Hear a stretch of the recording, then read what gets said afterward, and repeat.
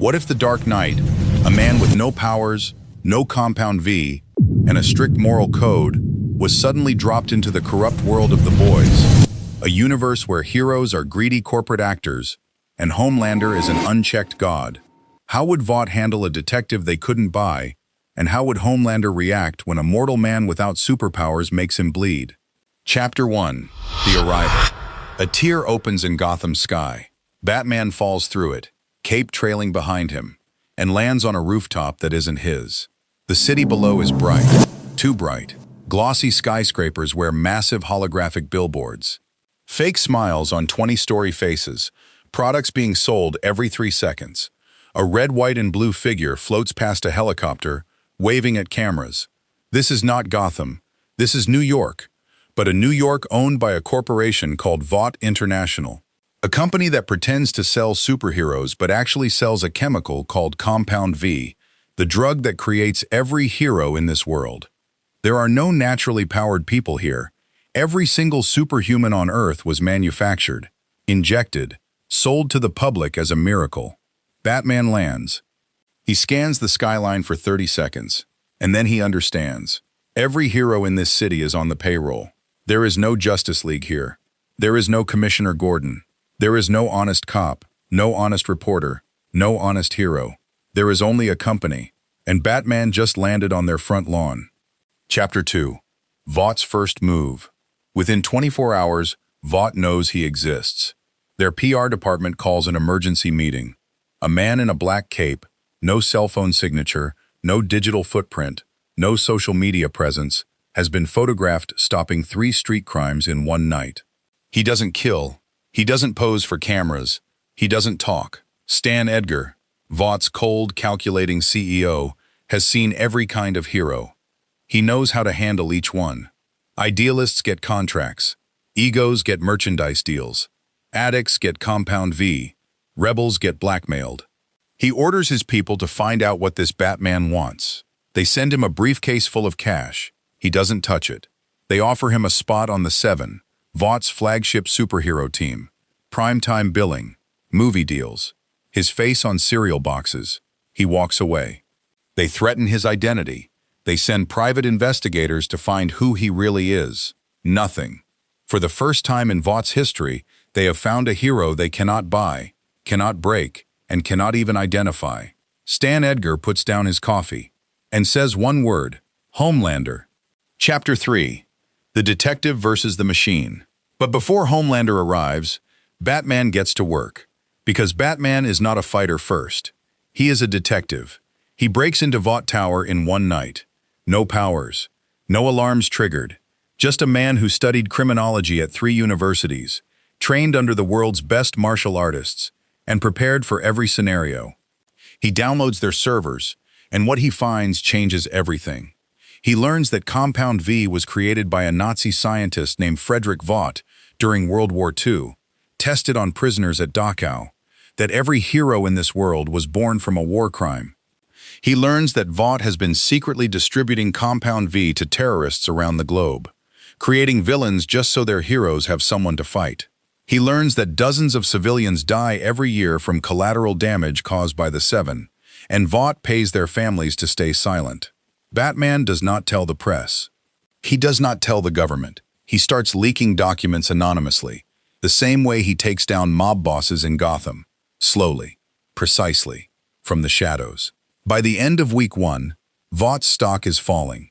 By week 2, 3 senators are calling for investigations. By week 3, Homelander shows up in person. Homelander's attention. Homelander lands in front of Batman on a Gotham-style rooftop. He smiles the way he always smiles for cameras, teeth wide, eyes cold. "You've been causing us some trouble." Batman says nothing. "I could vaporize you right now, laser through your skull. Faster than you can blink." Batman still says nothing. And here is what Homelander doesn't understand, because he has never met anyone like Batman before. Every enemy Homelander has ever faced has been afraid of him. Butcher hates him but fears him. Starlight resists him but fears him. Even Soldier Boy, the man who is his biological father, feared him at the end. Batman is not afraid of him. Not because Batman is stronger. He isn't. but because Batman has been standing across from monsters his entire life. The Joker, Bane, Ra's al Ghul. He has been beaten, broken, buried alive, and he has always come back. Homelander sees the eyes behind the cowl, two white slits, unblinking. And for the first time in his adult life, Homelander doesn't know what to do next. He was expecting fear. He got a stare. Chapter 5. The One Man Homelander Fears is what makes Homelander truly terrifying and truly weak at the same time. Homelander doesn't need power. He needs approval. He was raised in a lab. He has no mother. He was told from birth that he was a god, and every day of his life he has been desperate to be loved for it. He cries when the public turns on him. He rages when audiences don't clap. Batman has spent his entire life needing nothing. No cameras, no applause, no approval, no name. A man like that cannot be manipulated by a man like Homelander, and Homelander realizes something in that first meeting, a truth so uncomfortable that he flies away without saying goodbye.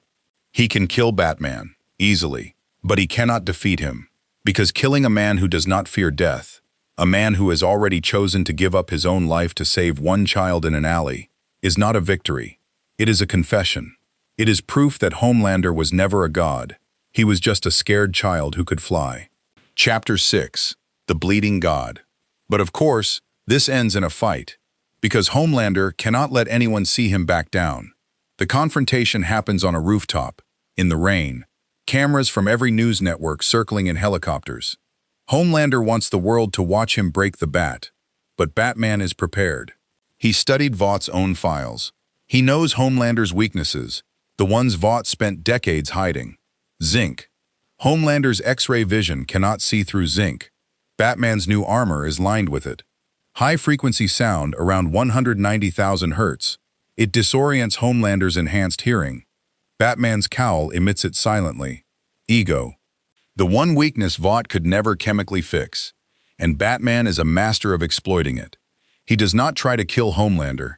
He just needs one hit, one clean, precise strike, with a knuckle duster laced with a chemical compound reverse-engineered from Soldier Boy's radiation, that breaks the skin at the corner of Homelander's mouth.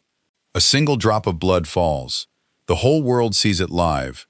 The god just bled, and in that instant, every ordinary person watching, every soldier, every senator, every child, realizes something Vought spent 80 years hiding.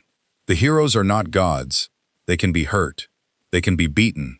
They just needed someone brave enough to show it. Ending.